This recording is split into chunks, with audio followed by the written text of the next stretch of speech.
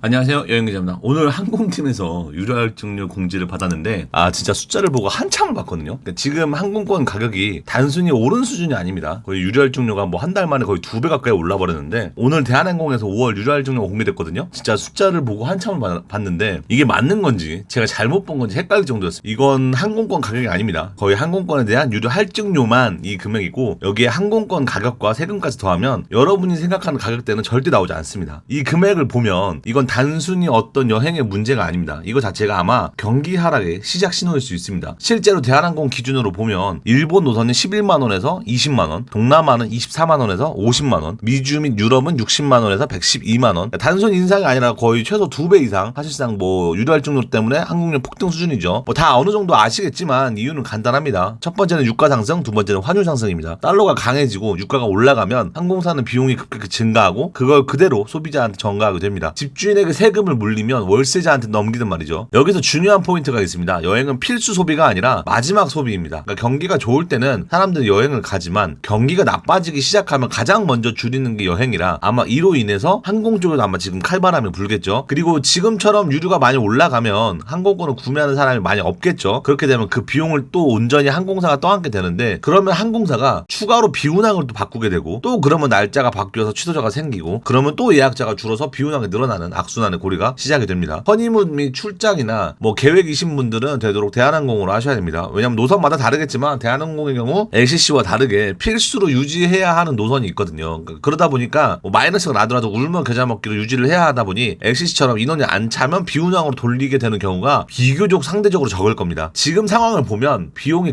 급등하면서 여행업뿐만 아니라 전체적인 소비가 줄어들고 있거든요. 그러니까 이건 결국 여행 수요 감소가 돼서 여행사가 타격받고 그다음 항공사 실적이 악화되고 그다음 소비가 위축 이 흐름으로 이어질 가능성이 높습니다. 그리고 이제 이건 아직 시작이 아니라 이미 현장에서 이제 신호가 나오고 있거든요. 실제로 항공사에서도 느끼고 있는 부분인데 항공사 쪽에서 티웨이 같은 경우에는 이미 무급휴직 이야기가 나오고 있고 여행사들도 단축 근무를 하거나 무급휴직을 고려하거나 심지어 지금 주 4일째까지 고려하는 분위기입니다. 그러니까 마치 예전에 코로나가 딱 터졌을 때랑 비슷한 분위기입니다. 그러니까 이게 의미하는 건 간단합니다. 사람이 줄어들고 수요가 줄어든다는 것. 수요가 줄어드니까 비중이 있는 인건비부터 줄이기 시작하는 거죠. 이게 뭐든 바로 복구가 되지 않거든요. 그러니까 진짜 코로나가 여행업을 한번 싹 쓸고 갔을 때 그때도 뭐 항공료가 엄청 비쌌는데 정상화 되기까지 한 8개월 정도 걸렸거든요. 그러니까 지금 이란 전쟁의 유가 후유증도 종전이 된다고 해서 뭐 바로 내일부터 뭐 정상화가 되진 않을 겁니다. 아마 비스듬한 미끄럼틀처럼 서서히 될 텐데 그 서서히 동안 너무도 많은 사람이 직업을 잃거나 힘들게 되거든요. 그에 따른 비용을 지불하게 되는데 지금도 유튜브 여행 관련 보시면 뭐 항공권 추가 비용 100만 원을 더 내라, 항공권이 있다가 없어졌어요 등 이런 영상이 많이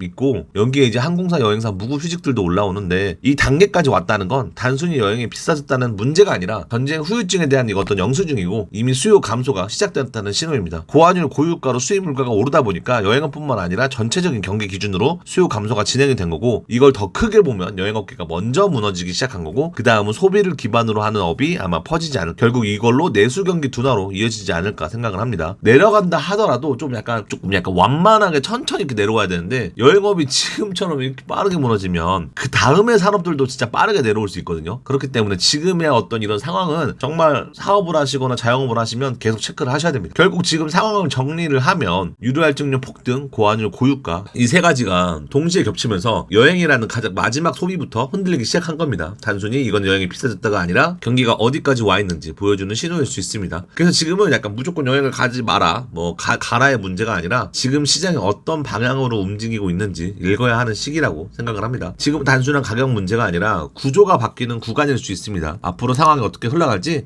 계속해서 전달해 드리겠습니다. 감사합니다.